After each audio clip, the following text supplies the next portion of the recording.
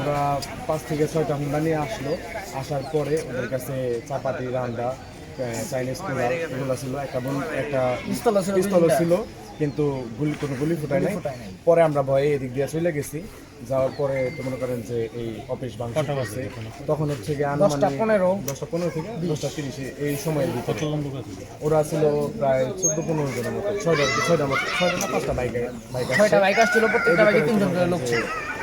আবার ওই যে ওদের কিছু লোক আছে, ওরা ওই দিক দিয়ে আসতেছিল। পরে আমরা দুই পাশ থেকে লোক আসতেছিল, পরে আমরা চলে গেছি। এই পাশ থেকে আসতেছিল বাইক নিয়ে, এই পাশ থেকে হাইট আসতো। অল্প কয়েকজনকে চিনি, যাদের সবসময় দেখি ওদের চিনি, তাছাড়া আপনারা চিনি না।